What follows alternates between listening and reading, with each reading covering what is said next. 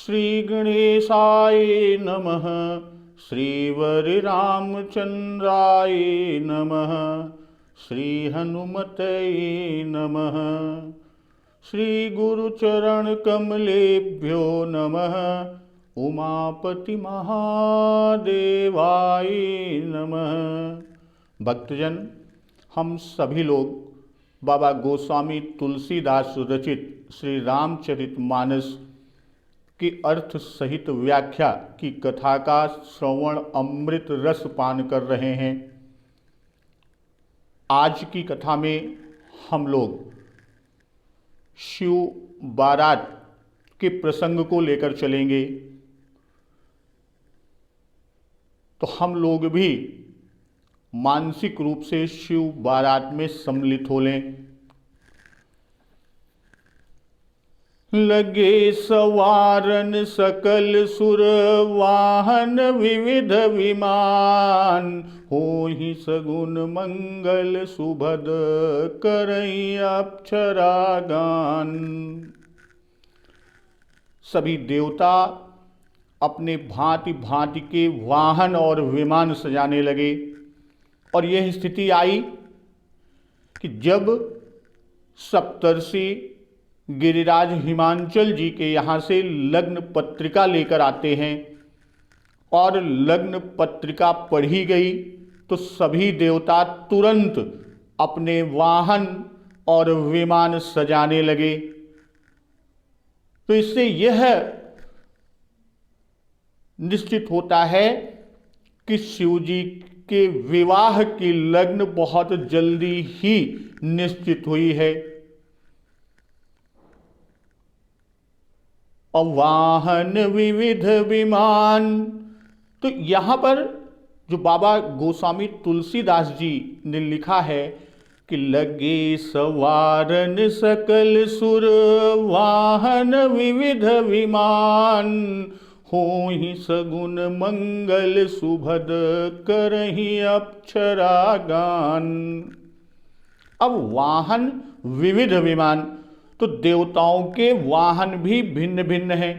भाई जैसे भगवान विष्णु जी का वाहन गरुड़ है, इंद्र जी का ऐरावत है, यम जी का भैंसा है, कुबेर जी का पुष्पक विमान है, वरुण जी का मगर है, ब्रह्मा जी का हंस है या हंसाकार विमान है, अग्नि देव का बकरा, पवन देव का मृग, ईशान का वृषभ और नैऋत का प्रेत वाहन है। तो इस तरह सभी देवताओं के अपने अपने वाहन या अपने अपने विमान हैं।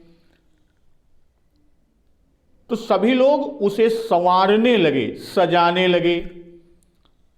और यहां कि सभी देवता अपने भाई सामान्य रूप में हम आप बारात की तैयारी करते हैं, बारात जाते हैं, हम सभी अपनी गाड़ी को धुला के चमका के पालिश करा के लेके चलते हैं। तो वहां तो देवताओं और वो भी भूत भावन भगवान शिव शंकर जी की बारात में जा रहे हैं। तो सभी लोग अपने अपने विमान को सजाने लगे। अहोहि सगुन मंगल सुभद करहि अप्सरा गान। तो यहां पर सुभद यानी शुभदायक, अब मंगल शकुनों का वर्णन, यानी अब मंगल सगुन होने लगे हैं। जिस तरह से श्री राम जी के विवाह की बारात के प्रस्थान के समय मंगल सुभद हो रहे थे और साथ ही साथ करहि अप्सरा गान, तो अब जो कल्याणप्रद मंगल सगुन होने लगे और साथ ही साथ अप्सराएं गाने लगी। तो यहां पर बाबा गोस्वामी तुलसीदास जी सिर्फ होहि सगुन सुंदर, अब यहां पर सगुन मंगल सुभद की बात कर रहे हैं।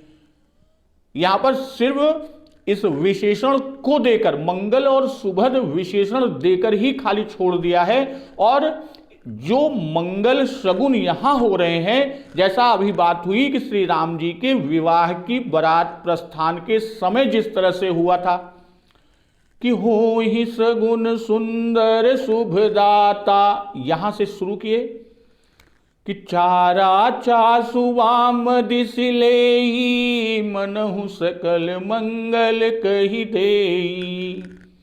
दाहिन काग सुखेत सुहावा, नकुल दरसु सब काहू पावा। सानुकूल बह त्रिविधि बयारी, सघट सबाल आव बर नारी। लोवा फिर दरसु दिखावा, सुरभि सन्मुख शिशु ही पियावा। मृगमाला फिर दाहिनी आई, मंगल गण जनु दीन दिखाई। क्षेम करी कह क्षेम विसेखी, श्यामा बाम सुतुर पर देखी। सन्मुख आयो दधियरु मीना, कर पुस्तक दुई विप्र प्रवीणा। मंगलमय कल्याणमय अभिमत फलदातार, जनु सब साचे होन हित, भय सगुन एक बार। तो यहाँ मंगल सगुन सुगम सब ताके, तो यहाँ शुभदाता और कल्याण में अभिमत फलदाता ही यहाँ पर सुभद है, और मंगल में यहाँ मंगल है। तो इसी तरह सारे शुभ सगुन होने लगे।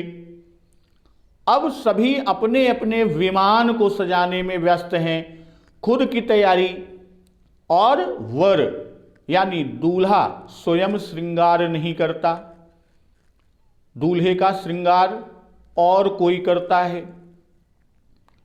अब यहां समस्या है कि सभी देवता तो खुद ही सजने में व्यस्त हो गए, अपने ही श्रृंगार में व्यस्त हो गए। तो भूत भावन भगवान शिव शंकर जी का श्रृंगार उनके गण नंदी आदि करने लगे। तो बाबा जी लिखते हैं कैसे कि शिव ही शंभुगन करहि सिंगारा, जटा मुकुट ही मोरु संवारा। कुंडल कंकन पहिरे व्याला, तन विभूति पट के हरि छाला। ससिल लाट सुंदर सिर गंगा, नयन तीन उपबीत भुजंगा। गरल कंठ उर नर सिर माला, शिव वेश शिव धाम कृपाला। कर त्रिशूल अरुडमरु बिराजा, चले बसह चढ़ी बाज ही बाजा।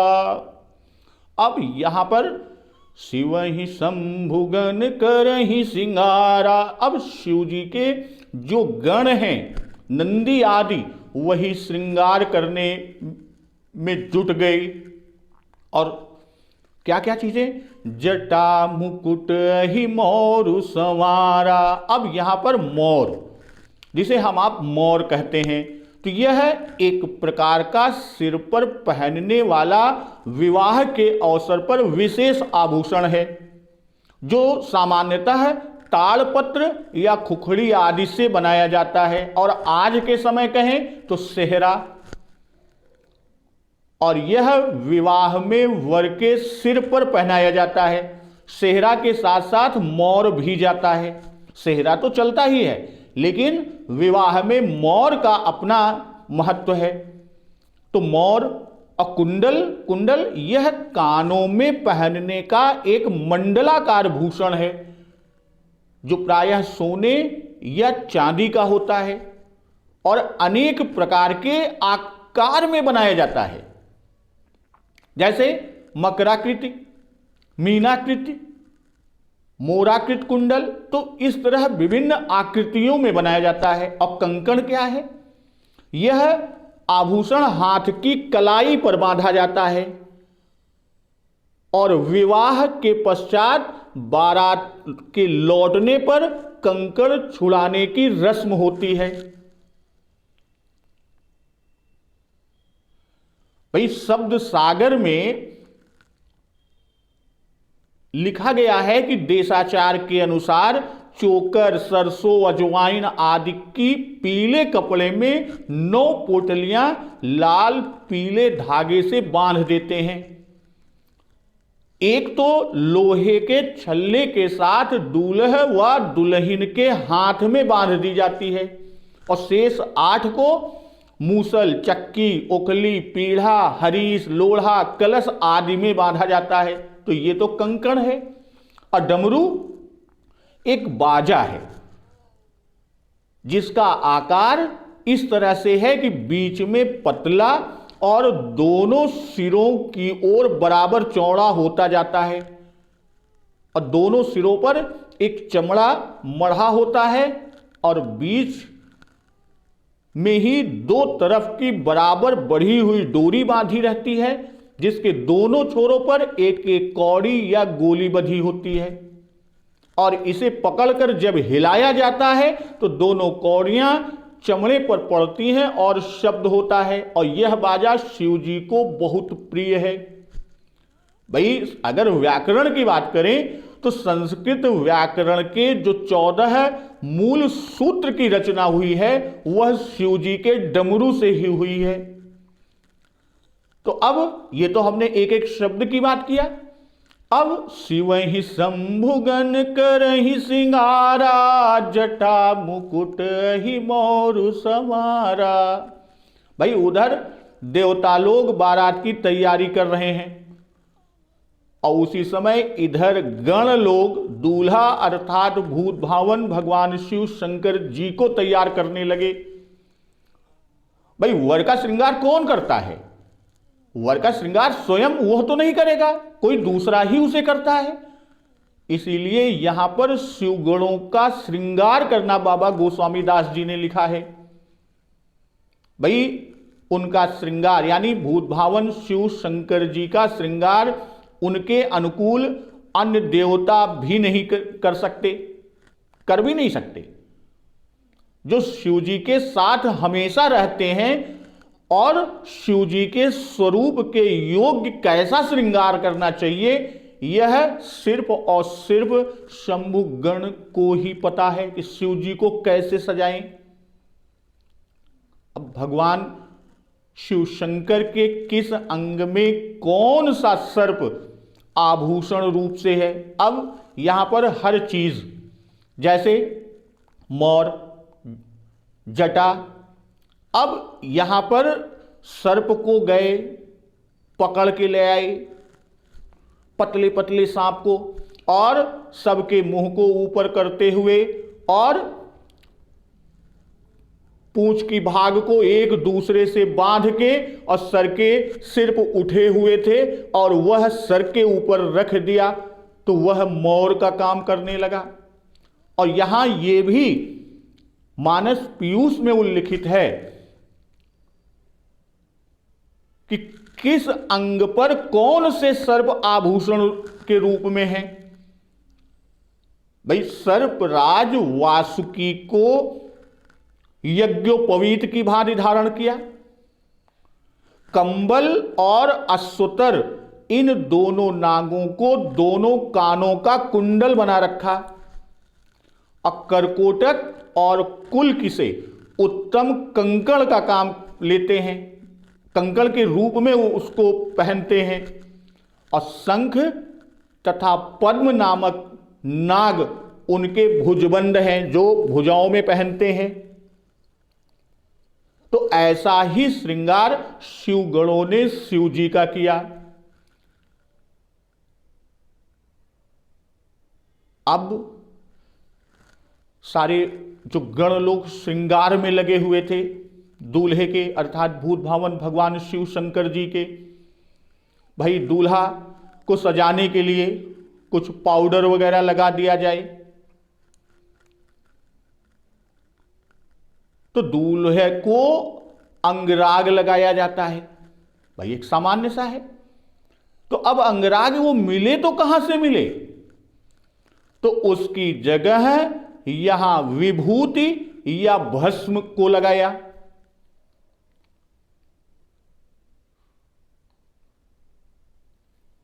और जामा की जगह बाघांबर को पहना दिया।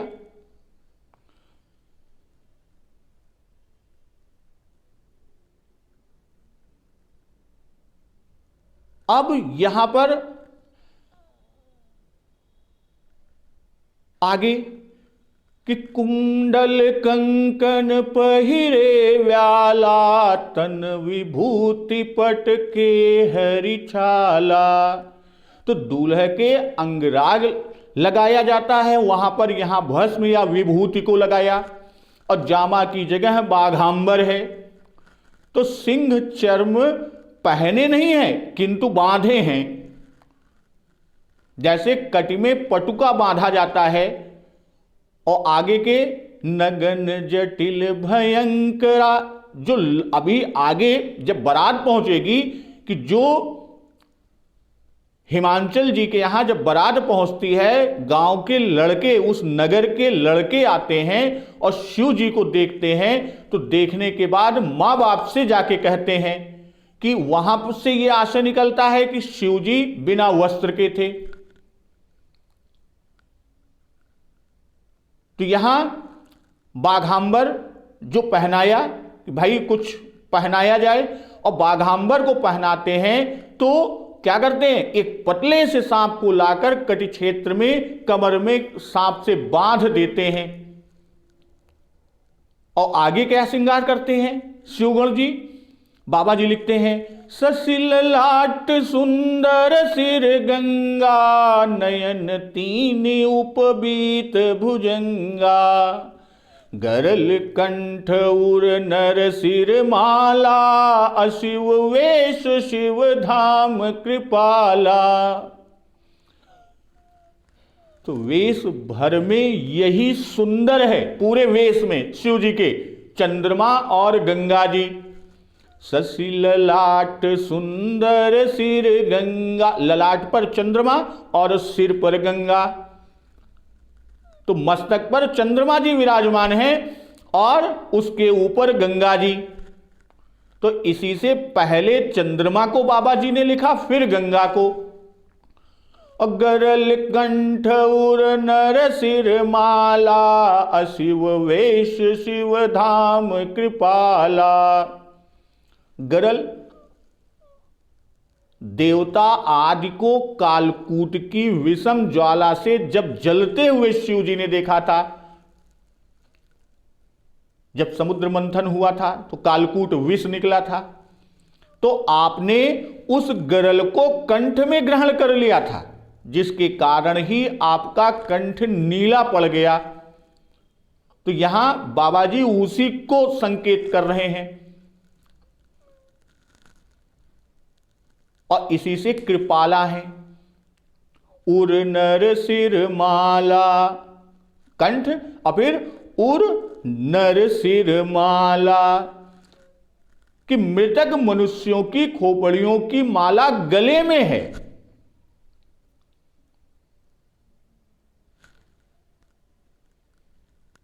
तो यहां पर कहा जाता है, पूज्य संतजन और विद्वत टीकाजन, टीकाकार लोग, कि श्री सूरथ और श्री सुंधवा जी जो राजा नीलध्वज या हंसध्वज के लड़के थे, जिन्होंने युधिष्ठिर जी के राजसूय यज्ञ के घोड़े को पकड़ रखा था और साथ ही साथ परम भागवत थे, तो उनके मारे जाने पर उनकी खोपड़ियों को भी माला में धारण किए रहते हैं। और स्कंद पुराण में लिखा है कि जब चंद्रमा राहु से डरकर शिव जी की शरण में गया और शंकर जी ने उसे मस्तक पर स्थान दिया, तब राहु ने आकर शंकर जी की स्तुति की और शिव जी से अपने भक्ष को मांगा। तो शंकर जी के कहने पर कि मैं देवता और असुर सबका आश्रय हूं, राहु भी उनको प्रणाम कर मस्तक पर जा बैठा। तब भय के मारे चंद्रमा ने अमृत का स्राव किया और उस अमृत के संपर्क से राहु के अनेक सिर हो गए, किंतु देव कार्य की सिद्धि के लिए शंकर जी ने उन सभी मुंडों की माला बना ली।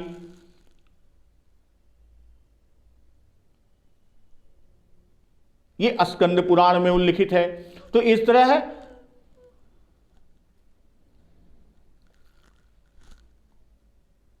गरल कंठ उर नर सिर माला, अशिव वेश शिव धाम कृपाला। अब अशिव वेश, भाई चिता भस्म भी जो उनके लगाई नहीं गई, बल्कि शंभुगण ने उनके ऊपर भस्म को पोत दिया था।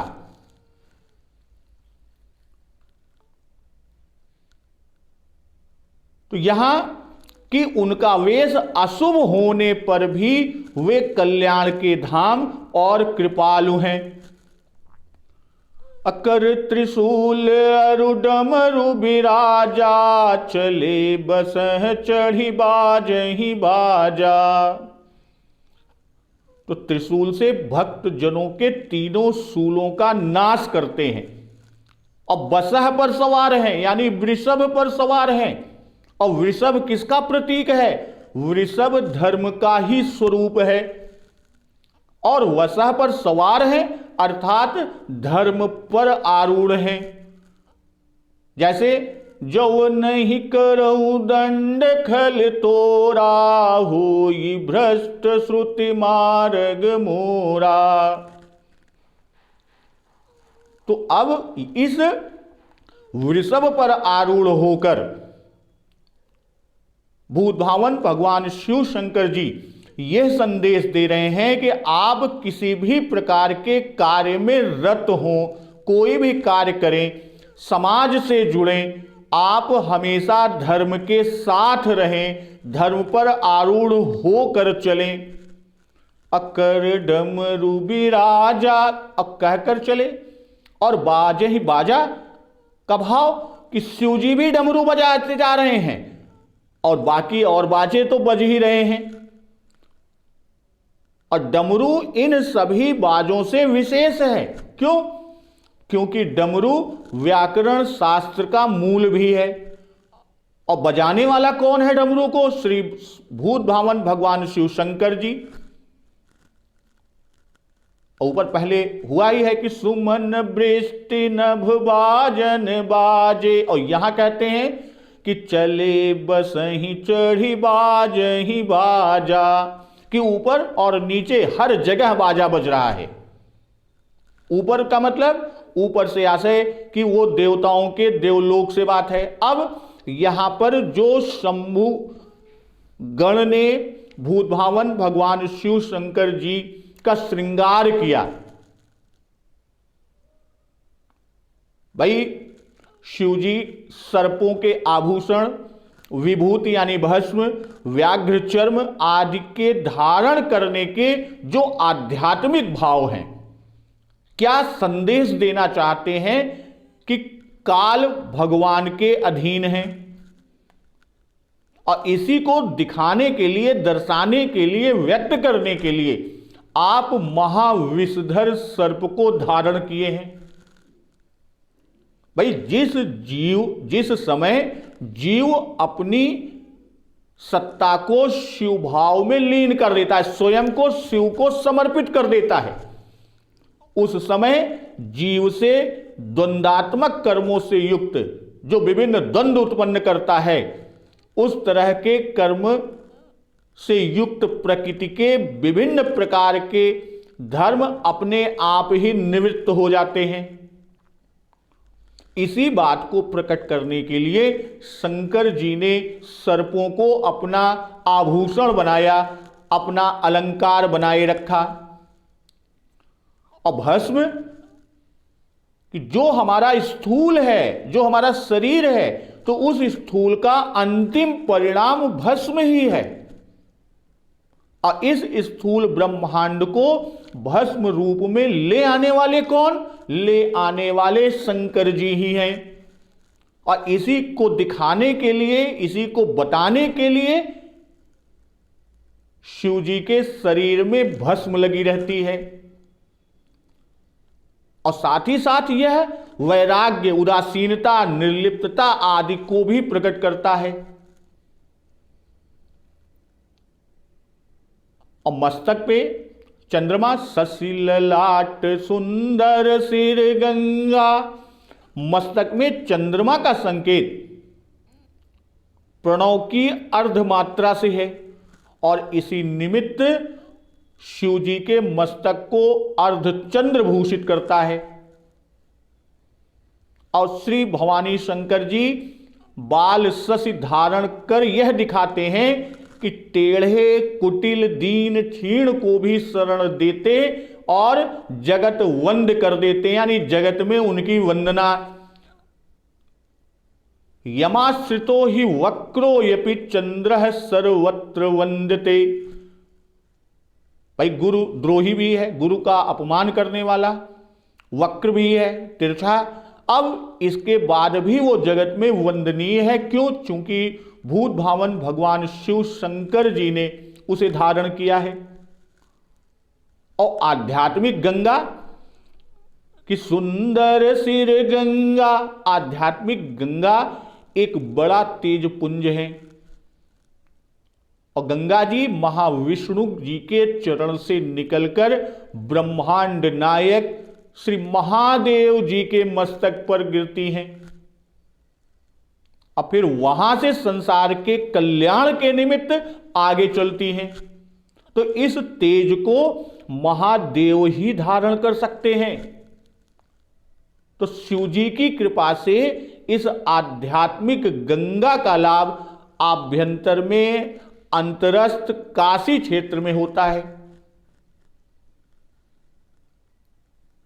और दोनों नेत्र पृथ्वी और आकाश के सूचक हैं। शिव जी के त्रिनेत्र, त्रिनयन, तो दो नेत्र पृथ्वी और आकाश के सूचक हैं और तीसरा नेत्र बुद्धि के अधिदैव सूर्य ज्ञानाग्नि का सूचक है। और इसी ज्ञानाग्नि रूप तीसरे नेत्र के खुलने से काम भस्म हो जाता है और इसी से काम भस्म हो गया था। और गरल कंठ उर नर सिर माला। अब गरल कंठ कि संसार के अनिष्ट से अनिष्टकारी पदार्थ को भी अनुकूल बनाने में कोई समर्थ है तो वो है भूत भावन भगवान शिव शंकर जी। तो इस भाव को प्रकट करने के लिए आपने विष पान किया। और त्रिशूल, कर त्रिशूल अरुडमरु बिराजा। अब त्रिशूल का भाव क्या है? त्रिशूल हमारे त्रिताप का नाश करता है और त्रिताप से मुक्ति पाकर जागृत, स्वप्न, सुषुप्त इन तीनों अवस्थाओं में भी, इन तीनों अवस्थाओं से परे तुरिया में पहुंचना। और ऐसा साधक ही यथार्थ त्रिशूलधारी है। अब बसह सत्व गुण का पूर्ण विकास होने पर ही धर्म का विकास होता है। अब पशु जाति में सबसे अधिक सत्व गुण का विकास गो जाति में होता है या उसी में है। इसलिए धर्म का सूचक बैल ही शिव जी का वाहन है। और यहां जटा मुकुट ही मोरु सवारा, तो जटा मुकुट तो मंगल रूप है किंतु उस पर का अहिमौर अमंगल है। भाई अहिमौर बताता है कि कोई कितना ही बड़ा तपस्वी क्यों न हो, क्योंकि मौर में क्या है? सर्प, सर्पों का अहिमौर बनाया है नंदी आदि गणों ने। तो इसका आशय कि कितना ही बड़ा तपस्वी क्यों न हो, जब तक वह वासना रूपी सर्प का फण उसके ऊपर रहता है तब तक वह भय से छुटकारा नहीं पाता। कि जब तक वासना रूपी सर्प का फण उसके ऊपर रहता है तब तक भय से छुटकारा न मिलेगा और वह सर्प डसेगा। और शशि ललाट, तो शशि के धारण करने का भाव कि तुम भले ही वक्र और कलंकित आदि क्यों न हो, और यदि सद्गुरु रूपी शिव जी का आश्रय लेंगे तो अवश्य ही जगत वंद्य हो जाएंगे। और सुंदर सिर गंगा कि वासना रूपी नागिन के भय और उसके दुखद विषय रूपी विष से मुक्त होने के लिए ज्ञान गंगा को सिर पर धारण करना चाहिए। अब भगवत चरणामृत को सिर पर चढ़ाइए। भाई ज्ञान गंगा सद्गुरु शिव जी की कृपा से ही प्राप्त होगी। अब कुंडल व्याला कि मन ही भयंकर व्याल है। मन क्या है? हमारा मन ही भयंकर व्याल है। और कानों में जो नाद सुन पड़ता है उसमें मन को लगाने से वह मन रूपी व्याल वश में आता है। और कंकन व्याला कि विषधर, अब जो व्याल है दुर्धर व्याल, जो हमारे अंदर विषय रूपी जो दुर्धर व्याल हैं, इन्हीं से जीव घिरा हुआ है और जिससे जीव का भगवान से वियोग हुआ। तो कंकन व्याला की बात। अपट के हरि छाला, तो बाघांबर योगाभ्यास बाघांबर पर करना शीघ्र सिद्धप्रद होता है। व्याघ्र क्या है? सबसे क्रूर पशु है, उसका चर्म पवित्र है तो क्रूर लेकिन उसका चर्म पवित्र है। तो व्याघ्र चर्म कटि में लपेट कर शिव जी यह सूचित कर रहे हैं, यह बता रहे हैं कि दोषों को त्याग कर सिर्फ उसके गुणों को ग्रहण करना चाहिए। अतन विभूति कि अष्ट सिद्धि आदि विभूति योगाभ्यास से ही प्राप्त होगी। जो साधक इस ऐश्वर्य को चिताभस्म के समान अमंगल समझकर त्याग करेगा, उसके शरीर पर लगा हुआ भस्म भी मंगलकारक होगा। नयन तीन, शिवजी त्रिनयन है, कृषाणु भानु और हिमकर रूप। तो मध्य नयन कृषाणु है।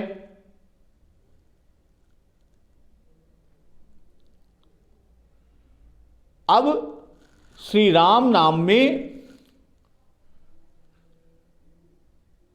19वें दोहे की पहली चौपाई में राम नाम की वर्णन में कि बंदऊ नाम राम रघुबर को, हेतु किसानु भानु हिम कर को।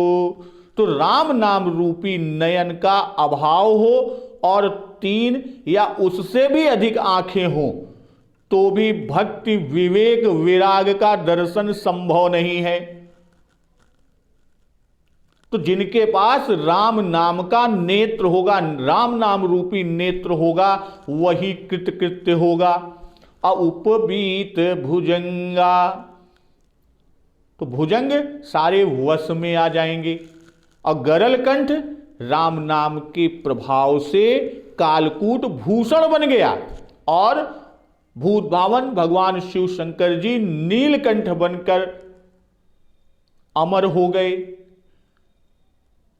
और नर सिर माला, इससे क्या बाबा जी दिखा रहे हैं, समझा रहे हैं कि ऐसे राम नाम निरत राम भक्त भगवान शिव जी को इतने प्रिय होते हैं कि वे उनके मुंडों की माला अपने गले में ही धारण करते हैं। अकर डमरू बिराजा, तो डमरू क्या है? एक प्रकार का वाद्य है और उसके वादन से डम डम ऐसी ध्वनि निकलती है कि डम इति ध्वनिम इयति इति डमरू। शिव जी की डमरू ध्वनि की यह महिमा है कि उसको सुनते ही सब प्रतिकूलता भाग जाती है। और चले बसह चढ़ी, अब बसह चढ़ी शिव जी वृषारूढ़ होकर व्याह के लिए चलते हैं। तो योग ज्ञान भक्ति की प्राप्ति का मूल आधार क्या है? धर्म। और वृष क्या है? वसह धर्म का स्वरूप है। तो बाबा जी आगे लिखते हैं, जब शिव जी का श्रृंगार हो जाता है, सज जाते हैं और सारे देवता भी अपना साज श्रृंगार करके आते हैं, तो शिव जी को देखकर क्या कहते हैं, बाबा जी लिख रहे हैं कि देख शिव ही सूरती मुसुकाही, बरलायक दुल्हीन जग नाही। विष्णु बिरंच आदि सुर ब्राता, चढ़ी चढ़ी वाहन चले बराता। सुर समाज सब भांति अनूपा, नहीं बरात दूल्ह अनुरूपा। शिव जी को देखकर देवताओं की स्त्रियां यानी देवांगनाएं मुस्कुरा रही हैं कि आहा, इस वर के योग्य तो दुल्हन संसार भर में नहीं मिलेगी।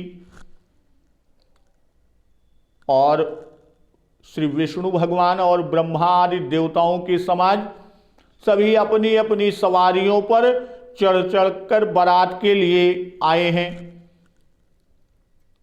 और देव समाज सब प्रकार उपमा रहित अर्थात परम सुंदर था। पर हां एक बात, बारात दूल्हे के योग्य नहीं थी। जो बारात थी वह दूल्हे के अनुरूप नहीं थी। और जो बाबा जी ने यहां सुरत्रियों का मुस्कुराना लिखा,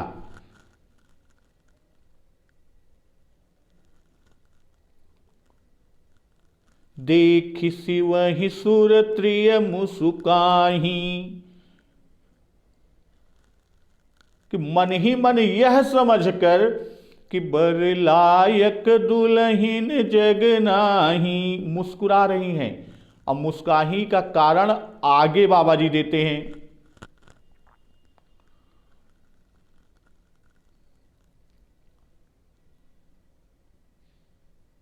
किस लिए कि बर लायक दुल्हीन जग नाही, तो इनके योग्य तो सिर्फ पार्वती जी हैं और कोई नहीं, क्योंकि पार्वती जी भी अपराकृत हैं और इस जग की नहीं है। इस दुल्हीन जग मानी इस जग में कोई ऐसा नहीं है जो इस दूल्हे के दुल्हन बनने लायक हो। और मां पार्वती जी इस जग की नहीं है, अपराकृत हैं, इसलिए सिर्फ और सिर्फ वही हैं। अब विष्णु बिरंच आदि सुर ब्राता, चढ़ी चढ़ी वाहन चले बराता। अब यहां कि विष्णु गरुड़ पर, ब्रह्मा जी हंस पर, इंद्र ऐरावत पर, सभी देवता बहुत से विमानों पर और सब सपरिवार हैं। इसी से यहां पर सुरत्रियों की भी चर्चा बाबा जी किए। और सब भांति अनूपा यानी रूप भूषण वसन वाहन सब प्रकार से परम सुंदर हैं, जिसकी कोई उपमा नहीं दी जा सकती। और नहीं बरात दूल्हा अनुरूपा, कि जैसा दूल्हा है, जैसा उसका समाज है, वैसी ही बारात भी होनी चाहिए। बारात तो अनुपम है, परंतु सर्प आदि भूषणों के साथ दूल्हा ऐसी बारात के योग्य नहीं है। तो इस पर विष्णु जी सभी को बुलाकर कहते हैं श्री राम कि विष्णु कहा अस बिहसी तब, बोली सकल दिशिराज। बिलग बिलग होई चलहु सब, निज निज सहित समाज। अब यहां पर हंसकर हास्य किया। तो हंसकर कहना एक तो व्यंग है कि हरि के व्यंग बचन नहीं जाही, और दूसरे हंसना दयालुता को भी दिखा रहा है।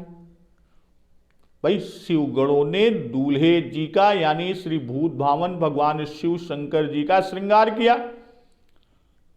और उनके हृदय में दूल्हे के साथ साथ चलने की रही। और देवताओं के बीच में उनका गुजर कैसे हो जो शिव जी के गण हैं। इसीलिए भगवान जी ने सोचा कि सबका समाज अलग अलग हो जाए।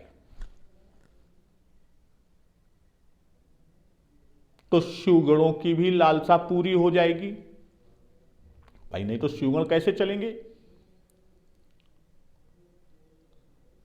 तो यहां विष्णु जी ने सब दिग्बालों को बुलाकर हंसकर कहा, मुस्कुराकर श्री राम, कि सब लोग अपने अपने दल समेत अलग अलग होकर चलेंगे भाई, एक साथ नहीं, सब कोई अलग अलग चले।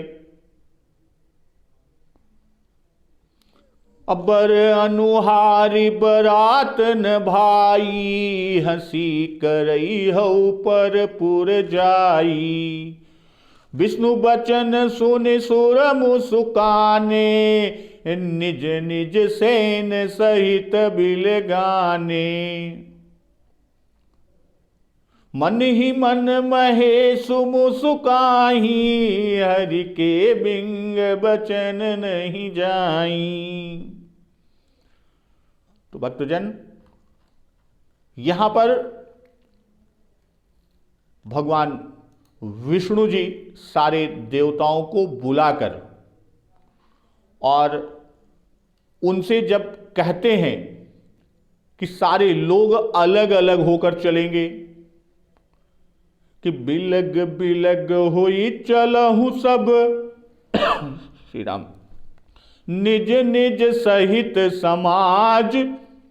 तो ऐसा क्यों कह रहे हैं। तो बाबा गोस्वामी तुलसीदास जी उस पर लिखते हैं कि बर अनुहारी बरात न भाई, हंसी करई हऊ पर पुर जाई।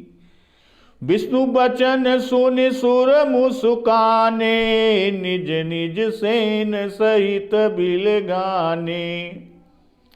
कि हे भाई, हम लोगों की यह बारात जो हम लोग सज धज कर आए हैं, हम लोगों की बारात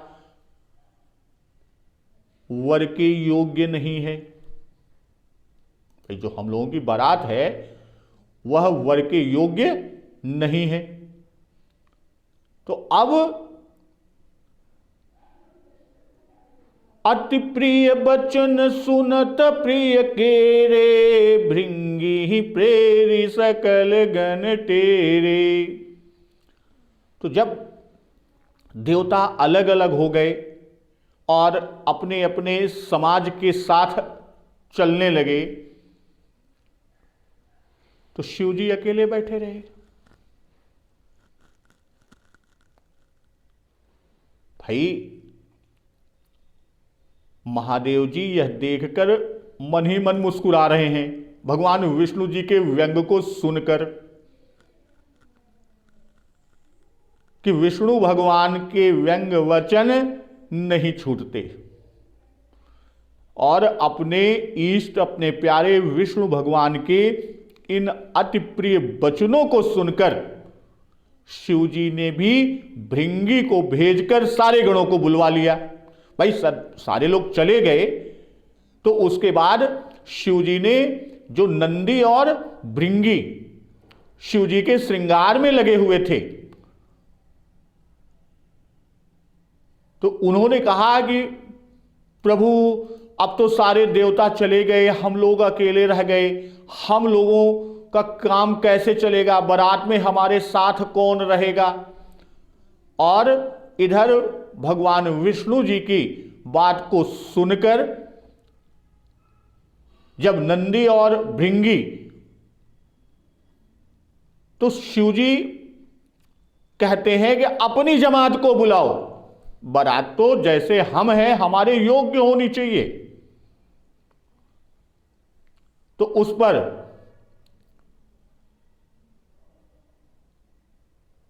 कि भृंगी को प्रेरित किया शिव जी ने, और भृंगी ने अपनी तुर्री बजाई,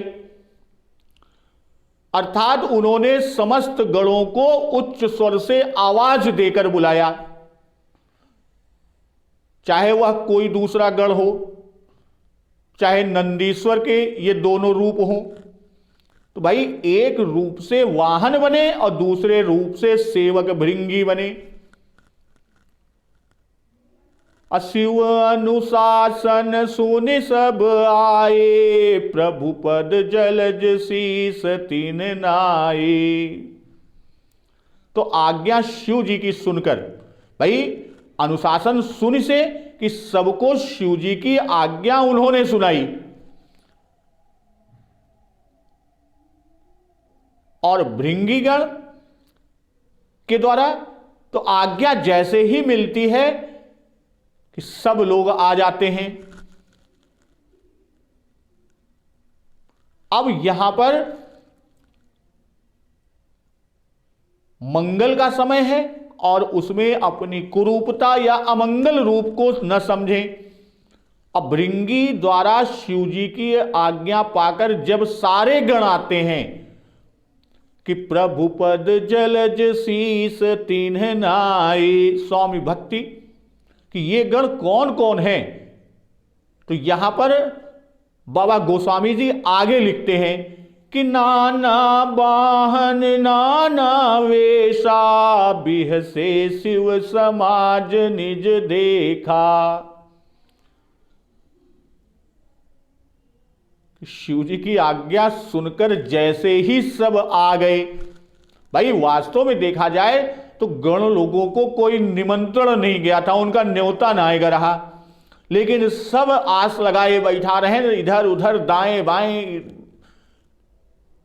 छिपे हुए थे कि हो सकता है कोई आज्ञा मिल जाए, इशारा मिल जाए। और जैसे ही भृंगी के द्वारा शिव जी की अनुशासन अनुमति मिलती है, सारे लोग आ जाते हैं।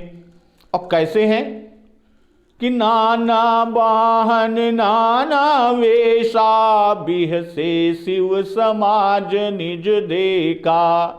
तरह तरह की सवारियां और तरह तरह के वेश वाले अपने समाज को जैसे ही देखते हैं, भूत भावन शिव शंकर जी हंस पड़ते हैं। पहले तो विष्णु जी के व्यंग पर मन में हंसे थे, और अब अपने समाज को देखकर भूत भावन भगवान शिव शंकर जी खिलखिलाकर, या यूं कहें कि प्रकट रूप में हंस पड़े। पहले अपने मित्रों और छोटों में थे, भाई दूल्हा रूप से उनके सामने जोर से हंसना अयोग्य समझा जाता है। यह देखा दूल्हा सबको देख के हंसता है, और अब तो अपनी जमात है तो इसलिए खूब हंसे कि अब तो बारात वर के योग्य हो ही गई। भाई शिव जी इसलिए भी हंस रहे हैं, देख ले अबे तक सारे देवता सज धज के आ रहे हैं कि बर अनुहारी बारात न भाई। अभी तक तो वर के अनुसार बारात नहीं थी, किंतु अब तो बारात वर के योग्य हो गई। अब तो परपुर में हंसी नहीं होगी, दूसरे के नगर में हंसी तो नहीं होगी।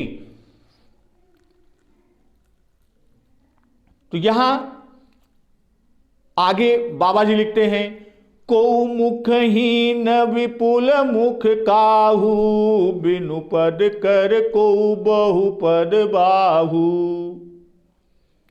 अब यहां पर कि कोई बिना मुख का है, किसी के तो बहुते मुख हैं, केहू के तो मुख ना है, अब केहू के मुख मुखा है। अब बिनु पद कर को बहु पद बाहू, कोई बिना हाथ पैर का है, और कई के कई कई हाथ पैर हैं, कई लोगों के तो कई कई हाथ पैर हैं। तो यहां भाव क्या है, बिना मुख के ही जीवित हैं। यह शिव जी की दिव्यता को दिखा रहे हैं।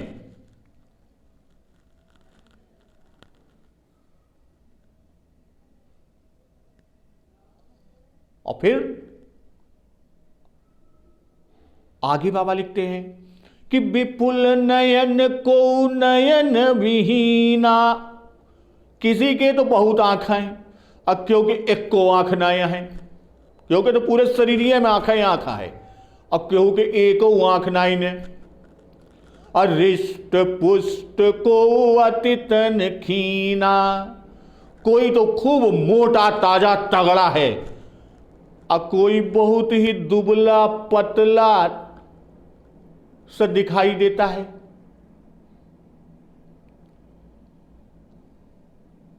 अब आगे बाबा जी लिख रहे हैं, तन खीन को अति पीन, पावन को अपावन गति धरे, भूषण कराल कपाल कर सब सद्य सोनित तन भरे, खर स्वान सुअर श्रीकाल मुख गण वेश अगणित को गणे, बहु जिनस प्रेत पिशाच जोगी जमात बरनत नहीं बने। तो कोई बहुत दुबला तो कोई बहुत मोटा,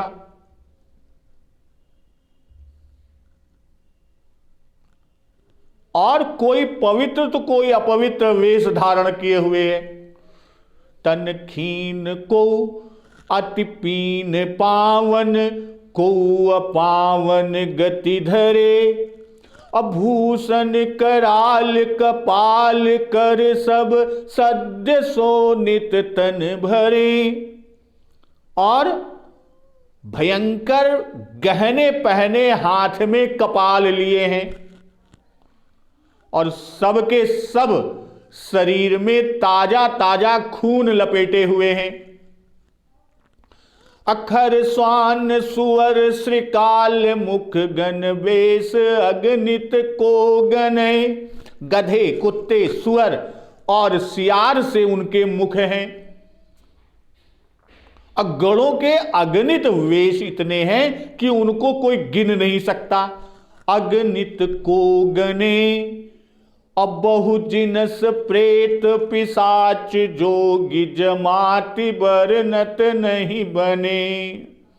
और गणे जो अगणित वेशों के हैं तो बहुत प्रकार के प्रेत पिशाच योगिनियों की जमाते हैं, और उनका वर्णन करते नहीं बनता। तो यहां बाबा गोस्वामी तुलसीदास जी कि खर स्वान सुअर श्रीकाल मुख गण, अब यहां पर जब गधे कुत्ते सुअर सियार, अब यहां पर एक के बोलने पे डर लगता है, और सोचिए कि ये सारे एक साथ बोलना शुरू कर दें तो इनकी आवाज किस प्रकार की होगी। अब आगे शिव जी की बारात चलती है, तो बारात की चलने में वह क्या स्थिति बनती है, तो उसका श्रवण अमृत रसपान भक्तजन हम लोग अगले दिवस की कथा में करेंगे। तो आज की कथा यहीं पर समाप्त होती है, और अगले दिवस पर फिर शिव बारात के आगे के खंड को लेकर हम लोग चलेंगे। तो एक बार जोर से बोलिए, सियावर रामचंद्र की जय, हनुमान जी महाराज की जय, जगत जननी मां जगदम्बा की जय, गुरुदेव भगवान की जय, उमापति महादेव की जय। जय श्री राम।